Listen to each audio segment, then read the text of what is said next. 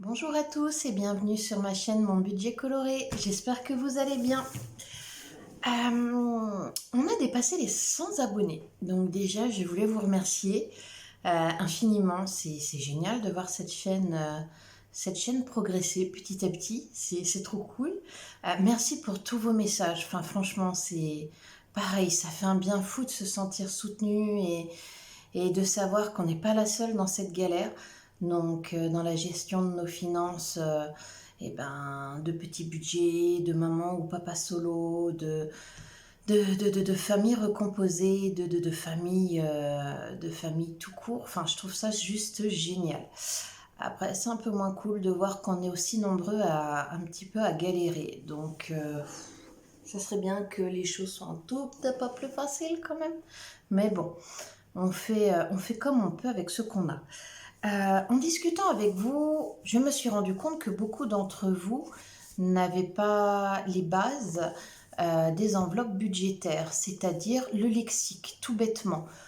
Beaucoup d'entre vous me demandent par exemple ce qu'est un tracker, ce qu'est le budget pas zéro, ce qu'est... qu'est-ce qu'on m'a demandé? Le dévis 5 euros aussi qui est revenu souvent dans vos questions. Donc je me suis dit, pour maîtriser un sujet, il fallait connaître son lexique. Donc c'est un petit peu la correctrice éditoriale qui parle en moi. Et dès qu'on parle de mots, Aurélie est dans la place. Donc je me suis dit que j'allais faire un petit point sur le vocabulaire, sur le lexique propre à la méthode des enveloppes budgétaires. D'ailleurs, en parlant de mots, ça m'a fait rire, donc je vous le fais partager. En faisant mes courses hier, je suis tombée sur une petite pépite. Regardez-moi ça comme il est beau. Magnifique, n'est-ce pas? Donc c'est un cahier, un bugeot, vous savez, le bullet journal, donc à pointillé, pas de souci. Et regardez-moi ça comme c'est magnifique. Le futur avec un E. Bon, la faute d'orthographe m'a tellement fait éclater de rire que je l'ai pris parce que, je veux dire, le présent est plaisir, le futur est désir, c'est une phrase de Voltaire de base. Et le pauvre, avec une faute comme ça, je sais pas s'il est vraiment ravi qu'on lui ait pris sa citation au pauvre. Donc, enfin bref, maintenant ça va me servir pour noter toutes mes idées pour YouTube. Et ma foi, j'ai préparé tout ce qu'il fallait pour mener à bien cette vidéo sur le lexique, des enveloppes budgétaires. Donc, la méthode des enveloppes budgétaires, qu'est-ce que c'est? C'est une méthode qui permet d'organiser son budget. Donc, à partir de là, vous avez, on va dire, tous vos revenus, donc les revenus fixes comme variables. Vous enlevez toutes vos dépenses, donc les charges fixes, EDF, loyer, électricité, gaz, je sais pas moi, qu'est-ce que j'ai? J'ai l'assurance habitation, j'ai l'assurance de la voiture. Enfin, vous enlevez la téléphonie, internet, les différents abonnements télé et musicaux, enfin tout ce que vous voulez. Ça, c'est vos charges fixes. Vous enlevez de vos revenus votre découvert, les prévisions, c'est-à-dire si vous avez la taxe des ordures ménagères, la taxe d'habitation, je sais pas moi, la régularisation d'eau, tout ça. Vous essayez un maximum de prévoir la somme qu'il vous faut en la fractionnant sur 12 mois et tous les mois vous mettez la somme de côté de façon à ce que quand la somme vous est demandée, vous puissiez la payer sans avoir à vous serrer la ceinture. Donc ça, ce sont les prévisions et vous enlevez aussi tout ce qui est dette, donc c'est-à-dire tout ce qui est crédit immobilier, crédit automobile, crédit à la consommation, un emprunt fait à la famille et autres. Vous enlevez tout ça de vos revenus, cela va vous laisser votre reste à vivre. Et c'est ce reste à vivre-là qui va nous intéresser pour les enveloppes budgétaires. Donc ce reste à vivre, le but du jeu, c'est de le fractionner selon le nombre de postes de dépenses que vous avez. Donc les postes de dépenses, ce sont ce sont des dépenses que vous pouvez faire généralement en argent liquide. Donc vos courses, le vétérinaire, qu'est-ce qu'il y a? La beauté, il y a les médicaments, il y a le shopping, il y a les sorties, il y a le resto, il y a pléthore en fait. C'est selon vos besoins à vous, vous faites le nombre de catégories dont vous avez besoin. Et vous octroyez à chaque catégorie une somme. Cette somme, vous ne pouvez pas la dépasser. Enfin, le but du jeu, c'est de ne pas la dépasser. C'est voilà, la méthode des enveloppes budgétaires permet d'éviter de faire des excès. Voilà, ça limite les achats compulsifs, ça limite les dépenses. Vous avez votre budget shopping, je sais pas moi, 50 € par mois. Si vous n'avez pas dépensé en janvier, février, mars, pour avril, vous avez donc 200 € dans votre enveloppe. Je sais pas, vous tombez sur une super promotion d'une paire de chaussures qui vous plaît trop à 180 €, vous pouvez vous la payer. Par contre, si cette paire de chaussures vaut 280 €, il vous manque donc 80 €, le but du jeu, c'est que vous continuiez à mettre de côté pour pouvoir vous la payer. C'est une façon de raisonner ces achats. C'est une façon de, voilà, de limiter, vraiment. C'est vos courses, vous avez, je sais pas, je vais dire 120 € pour faire vos courses pour la semaine. Vous ne pouvez pas dépenser 140 €. Vous êtes censé laisser votre carte bleue à la maison. Donc, vous êtes censé respecter votre budget course. Voilà, on fractionne, on met une certaine somme et le but du jeu, c'est de vraiment ne pas dépasser cette somme. De façon voilà, à éviter les petits dépassements, les petits excès finissent par s'additionner et c'est ça qui nous met dans la panade. Donc vraiment, le système des enveloppes budgétaires, c'est voilà, c'est vraiment fractionner, se raisonner et éviter de dépenser plus que ce que l'on a octroyé à chaque poste de dépense. Cette technique se fait en grande partie en argent liquide. Alors, certaines personnes le font en carte bleue. Elles arrivent à fractionner leur poste de dépense, donc voilà, en somme allouée, il n'y a pas de souci, mais elles arrivent à se maîtriser, elles ont une discipline qui font qu'elles, même si elles ont la carte bleue sur elles, elles ne vont pas dépasser. Moi, personnellement, je n'y arrive pas. Si j'ai ma carte bleue, c'est mort. Je vais voir un truc et je vais me dire j'ai l'argent sur mon compte, blam blam blam. Donc c'est ce qui m'a mis dans la panade, hein, faut être honnête. Et c'est ce qui m'a poussé à aller vers le système des enveloppes budgétaires. Ce système des enveloppes budgétaires se fait donc en général en argent liquide, en billets. Cela permet de rendre les achats plus concrets, plus palpables en fait. On a notre argent et on le voit fondre, on le voit vraiment partir de notre porte-monnaie. On se rend compte que, eh bien, ma foi, ce qu'on met dans le caddie, ça atteint une certaine somme, on va dire, je sais pas, moi, 92 €, alors qu'on a 100 €. Donner les 100 € à l'hôtesse de caisse ou à l'hôte de caisse, eh ben, on les voit partir. C'est ça, moi, qui me fait réfléchir maintenant à mes dépenses. C'est, je vois mon argent partir. Ça m'emmerde. Soyons honnêtes, avec la carte bleue, pouf, et hop là, ni vu ni connu. Après, en faisant mes comptes, je faisais la grimace. Que là, je fais la grimace direct à la caisse parce que voir mon porte-monnaie se vider en temps réel, ça m'enquiquine. Je ne deviens pas pingre, mais je prends conscience. Voilà, c'est vraiment psychologique. C'est que je prends conscience des dépenses que je fais. Donc, ça rend la dépense plus tangible.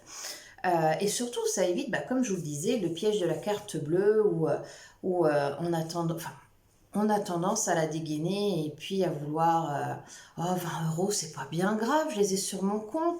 Puis 2 jours plus tard, oh, allez, 16,99, pas bien méchant. Et puis, je sais pas, moi, 3 jours plus tard, 9,90, bon, allez, on va faire plaisir aux filles. Sauf que quand on met tout bout à bout, eh ben, on arrive vite à 50 €. Bon, 50 €, moi, personnellement, j'ai un budget course de 70 € par semaine. Si je dépense ces fameux 50 € là, je me dis, c'est quasiment mon budget course de la semaine.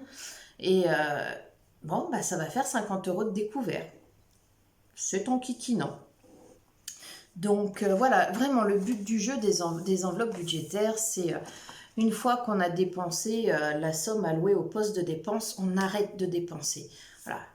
Donc ça évite vraiment d'aggraver le découvert ou toutes les dépenses superflues en fait, des dépenses impulsives, des achats compulsifs dont on n'a pas spécialement besoin, j'ai envie de dire. Le bénéfice de la méthode budgétaire, c'est aussi que, pour ma part, ça m'enlève de la charge mentale. Vers le 24-25, je fais un bilan de mon mois précédent, de façon à voir un petit peu s'il y a eu des dépenses imprévues. Ma fille a cassé sa paire de chaussures, il a fallu lui racheter une paire de tennis, ça m'est arrivé au mois de mai. Donc j'ai eu 35 € de dépenses imprévues. Pareil, je suis un petit peu à découvert, donc c'est pour voir un petit peu si j'ai réussi à combler mon découvert, s'il est resté pareil ou si c'est un petit peu amplifié. Donc c'est vrai que le 24-25, on va dire, je fais un bilan, je clôture mon mois précédent et je commence à préparer le mois suivant. Donc je répertorie mes différentes sources de revenus, je répertorie les différentes prévisions pour ce mois suivant et à partir de là, je commence à faire un budget théorique. Arrivé au premier du mois, je vais tirer l'argent et je définis pour de bon le budget de mon mois qui commence. Après, généralement, je n'y touche plus, sauf en cas de soucis de paiement. Par exemple, une autrice qui ne me paie pas en temps et en heure, bon, qui me prévient un petit peu à la dernière minute, ça arrive. Mais dans ces cas-là, j'ai mon fonds de roulement. Ça n'empêche que, pour ma part, le fait de faire ce budget-là en début de mois, déjà, et d'une, ça me rassure, parce que je sais que je vais pouvoir passer le mois sans stress, sans me demander comment je vais nourrir mes enfants, sans me demander comment je vais pouvoir me dépatouiller avec une grosse facture, voilà, comme j'ai tout, entre guillemets, prévu, je suis beaucoup plus zen. Vraiment. Je sais que j'ai tant de... À la rigueur, la seule petite charge mentale que j'ai, c'est au moment de faire les courses pour respecter le budget. Mais sinon, c'est tout. Je ne stresse plus comme avant. Parce que avant, quand je faisais mes comptes et que je voyais que, oh mon Dieu, j'ai dépensé ça, ci, ça, que je voyais la somme à la fin, je me... Waouh, comment je vais faire le mois prochain? Que là, maintenant que mes dépenses sont maîtrisées en amont, j'ai envie de dire, je n'ai plus de mauvaises surprises. Et rien que ça fait un bien fou. Donc, moins de charge mentale. On prépare le budget, on remplit les enveloppes et après, on n'y pense plus. Le but du jeu, c'est de respecter le montant alloué dans les enveloppes et de ne pas dépenser plus. Donc, techniquement, ça doit enlever de la charge mentale, du stress. Et grâce à ça, ça rejoint un petit peu le côté préparation du budget. On reprend le contrôle de nos finances. Enfin, moi, c'est quelque chose dont j'avais besoin. J'avais vraiment, après la séparation, j'avais vraiment l'impression que, excusez-moi l'expression, mais tout foutait le camp. Il a vraiment fallu que je retrouve du contrôle sur mon environnement. Donc déjà, je suis devenue un petit peu maniaque sur les bords. Le ménage, voilà, le ménage, je rigole pas. Enfin, c'est pas que je rigole pas avec ça. Il peut m'arriver voilà, d'être un petit peu comme tout le monde, fatiguée et de pas m'enquiquiner. Mais je ne le laisse pas s'accumuler. C'est un truc le bazar, voilà, je peux plus. Il faut que mon environnement soit épuré. Il faut que mon environnement soit propre. Il faut que mon environnement soit rangé. C'est un environnement rangé, c'est pour moi, hein, c'est un esprit qui est pareil, un peu plus rangé, un peu plus, je sais pas comment dire ça. C'est une façon de reprendre le contrôle. Et cette méthode des enveloppes budgétaires, c'était pareil. C'est une façon de reprendre le contrôle sur ma vie, mes finances. Ce n'est plus ma carte bleue qui gère mes finances, c'est moi. C'est moi. J'ai beaucoup moins d'achats compulsifs, j'ai beaucoup moins de...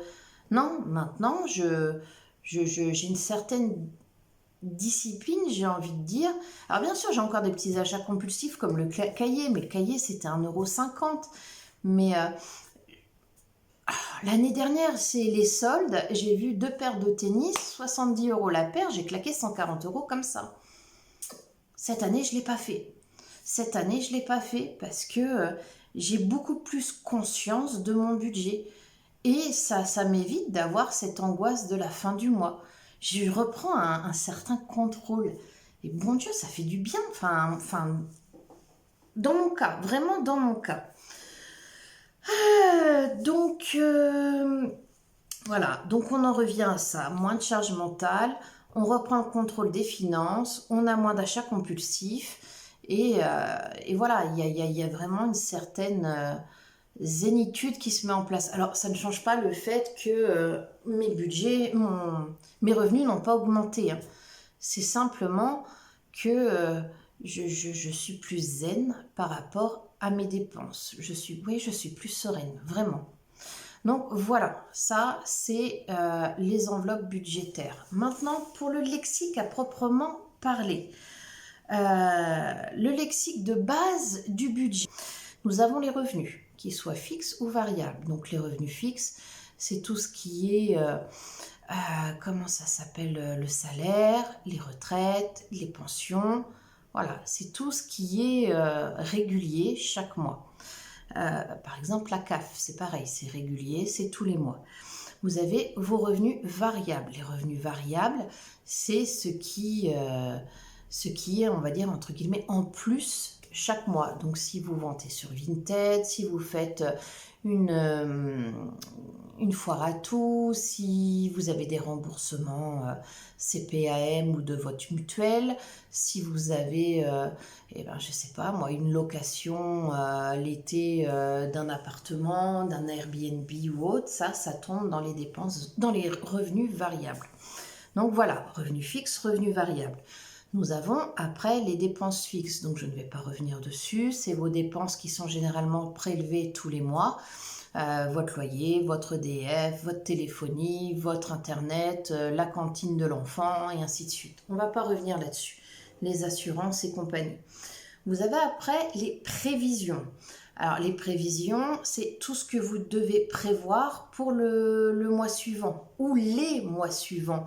Donc par exemple, les taxes, toutes les taxes de votre maison ou de votre appartement, les régularisations d'eau et d'électricité, les différentes dépenses médicales, que ce soit l'orthopédie, l'orthodontie, ce que vous voulez, il y en a pléthore. Ça, c'est des prévisions, c'est des choses que l'on peut prévoir.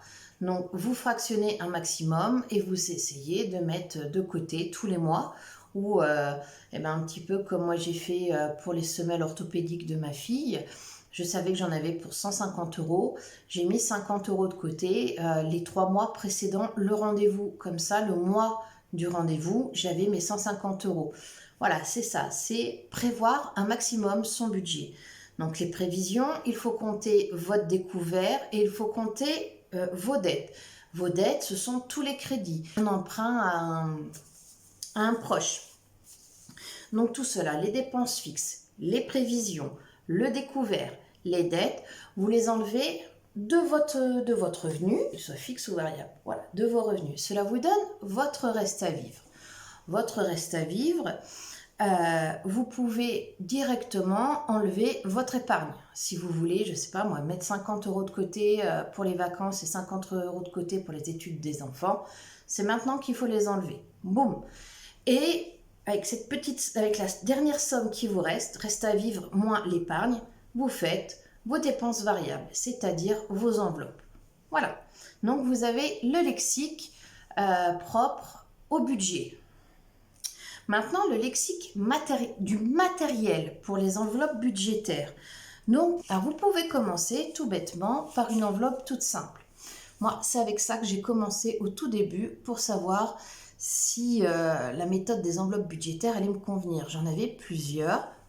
Une enveloppe toute bête. Voilà, une enveloppe toute bête que je remplissais. J'ai fait ça pendant 2 mois avec ça. Et quand j'ai vu que les enveloppes me convenaient, je suis passée à un matériel un petit peu plus joli, quoi, parce que je savais qu'il allait me servir. Mais vraiment, si vous n'êtes pas sûr de vous au début, pas la peine de mettre des 1000 et des 100. Juste des enveloppes, c'est tout bête. Juste des enveloppes toutes bêtes. Pareil, pour faire votre budget, soit vous pouvez trouver des enveloppes, des feuilles de budget imprimables sur Internet, mises à disposition par plusieurs youtubeuses, budgéteuses, enfin voilà. Il y en a aussi à vendre sur Etsy. Donc des feuilles de budget, voilà. Ou soit vous la faites vous-même comme moi je le fais. Enfin, je prends un cahier, je fais revenu fixe, revenu variable sur une feuille. Je fais mes dépenses fixes, mes prévisions découvert. J'ai pas de dette, donc voilà, prévision découvert. Et puis cela me donne mon reste à vivre. Et à partir de là, je fais mes enveloppes. 3 feuilles de papier, voilà, vous les avez déjà vues. Budget, allez voir la vidéo sur le budget de juillet et vous verrez que je fais ça vraiment sur du papier, j'ai pas besoin de plus. Ensuite, bon, comme je vous l'ai dit, le classeur. Alors le classeur, il y a plusieurs tailles. Moi, c'est que je vous raconte pas de bêtises, c'est un A5, un A5. Donc voilà, il fait, je sais pas, il fait 20 cm sur 13 cm, je pense. Voilà. Il existe des A6 qui font la moitié de ça. Donc vraiment, c'est tout petit. Et vous avez des A5 qui sont, voilà, qui sont beaucoup plus grands. Dans ces classeurs-là, vous retrouvez plusieurs types d'enveloppes. Donc les enveloppes à zip. Voilà, les enveloppes à zip. Hop, que vous ouvrez. Bon, bien sûr, moi je la ferme parce que sinon ça ne serait pas drôle. Que vous ouvrez, clac, que vous fermez. Les enveloppes à zip sont hyper pratiques, c'est pour mettre la monnaie. Mais moi personnellement, j'ai arrêté d'en utiliser parce que j'ai pas mal de catégories. Et à force, même si voilà, j'ai interchangé, j'avais trop épais avec les petits zips là, les petits trucs blancs. Ça me faisait un classeur comme ça que j'arrivais plus à fermer. Donc c'était hyper désagréable. Et j'en suis arrivée à faire mes propres petites enveloppes personnelles, plastifiées, super sympa. Donc voilà quoi. Hop, et comme ça, prennent beaucoup moins de place sur le... Voilà, vous voyez un petit peu ça là? Moi, je n'aimais pas. Enfin bref, chacun voit midi à sa porte et chacun son organisation. Ensuite, alors on va passer aux différents trackers. Parce que c'est pareil, qu'est-ce qu'un tracker? Un tracker, c'est un papier sur lequel vous notez toutes vos dépenses, toute votre épargne, tout...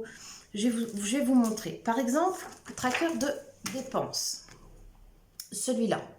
Donc, c'est mon tracker extra. Je mets mon dépôt le 1er juillet, 40 €. Avec ma fille, on a mangé chacune un sandwich, moins 10 €. Hop, ce qui nous fait 30 €. Et après, c'est des cadeaux médiévals. Donc voilà, et ben, j'ai enlevé 10 € pour un collier, donc il me restait 20 €. Et après, c'est le cadeau pour ma fille aînée, des médiévales, 20 €. Et ben, il ne me restait plus rien.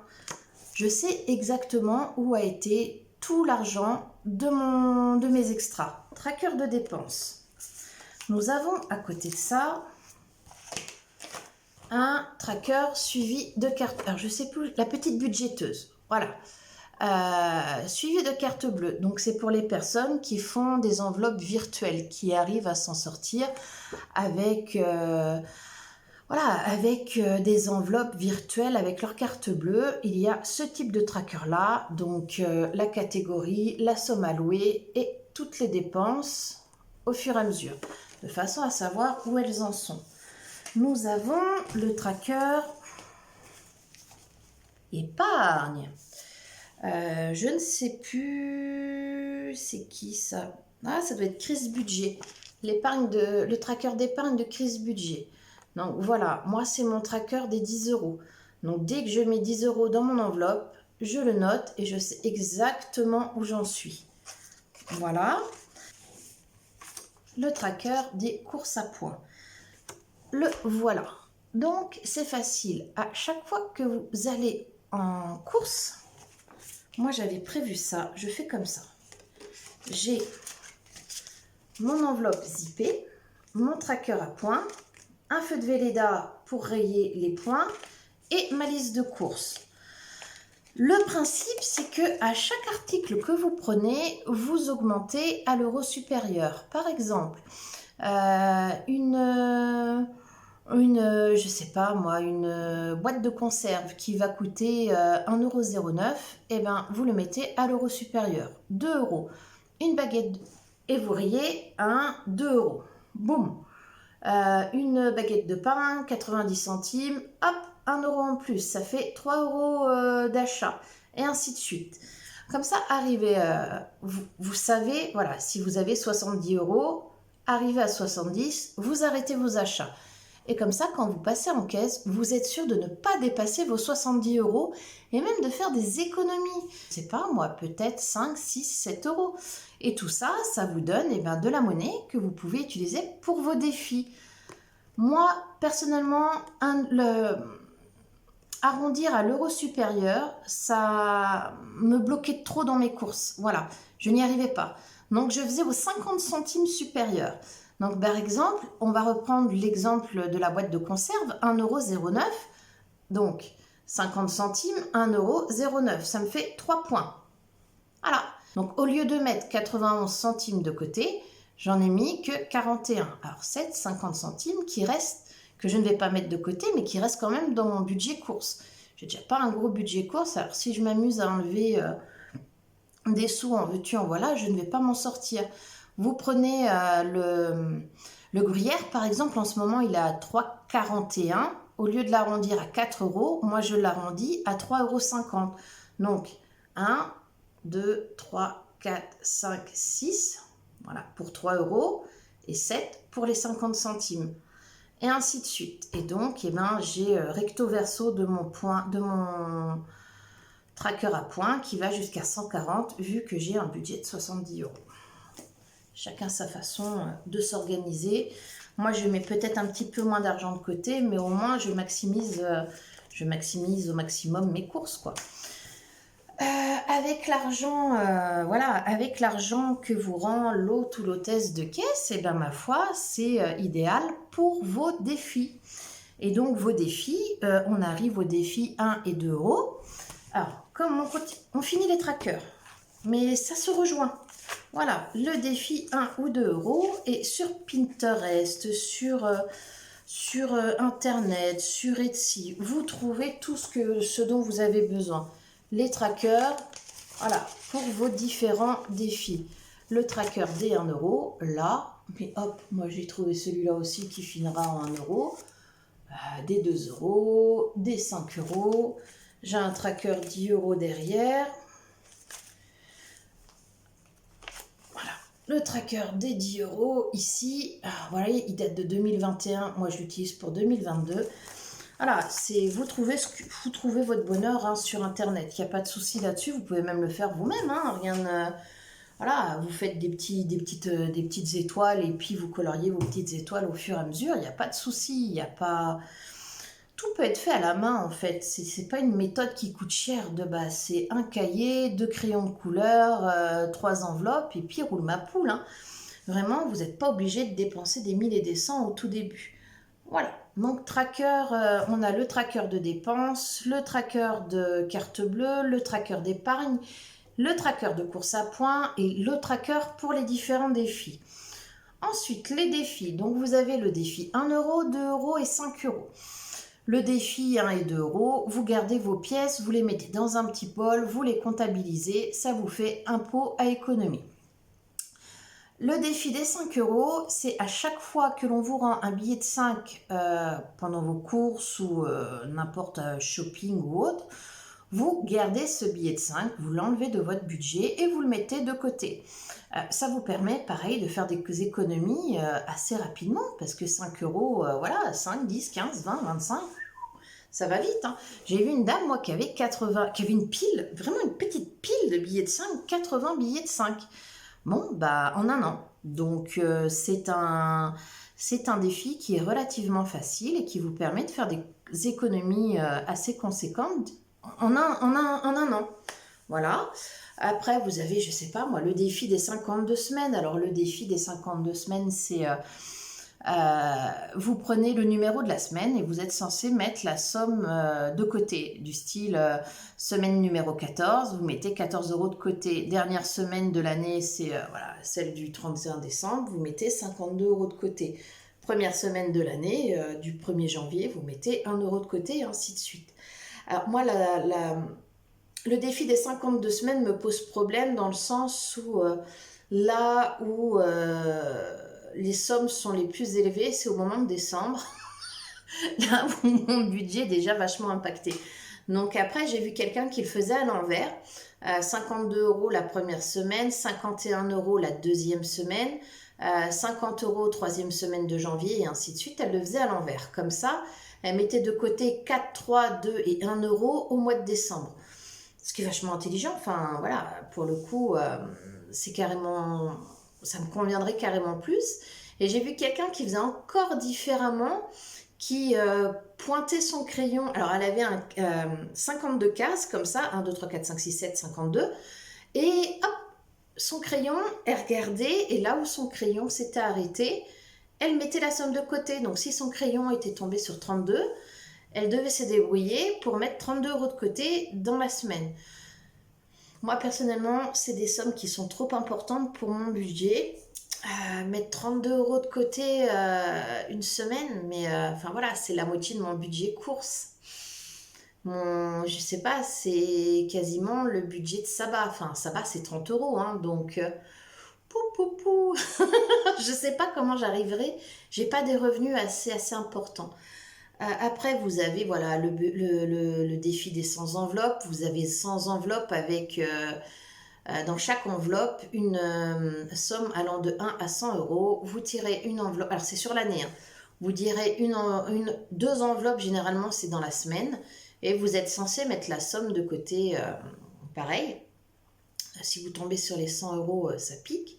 Il y a une jeune fille, j'ai vu, alors elle a fait le même principe du défi des 100 €, mais en 2 fois 50. Voilà. Donc comme ça, elle était sûre de ne pas tomber sur des sommes excessives. Voilà, ça pouvait être dans la semaine 32 et je sais pas moi, 18 par exemple. Donc ça restait dans son budget. Mais encore une fois, pour moi, c'est trop quoi. Enfin, je n'y arriverai pas. Les filles, il y en a beaucoup de trop. Moi, par exemple, j'ai trouvé celui-là qui avait l'air sympa. C'était 6 mois pour économiser 500 €. Donc, le premier mois, 60 €, deuxième mois, 100 €, troisième mois, 60, quatrième mois, 120 €, cinquième mois, 60 et sixième mois, 100 €. Et bon, quand j'aurai des revenus un petit peu plus importants, peut-être que je le ferai parce qu'il me paraît plus faisable celui-là. Voilà, 60 € en un mois ou 100 € en un mois. Je pense que je peux tenir le rythme. Mais voilà, encore une fois, des défis, il suffit de regarder sur Internet, taper défi enveloppe budgétaire, et vous allez tomber sur tout un tas d'idées. Après, donc nous avons Alexis qui est quand même plus financier. Le budget base 0, qu'est-ce que c'est? Le budget base 0, le but du jeu, c'est d'avoir 0 à la fin du mois. C'est-à-dire, chaque euro de vos revenus trouve une fonction. Voilà, vraiment, vous trouvez, vous octroyez chaque euro à un poste, que ce soit du crédit, que ce soit de la prévision, que ce soit de l'épargne, que ce soit enveloppe variable. Le but du jeu, c'est qu'à la fin, vous n'ayez plus rien.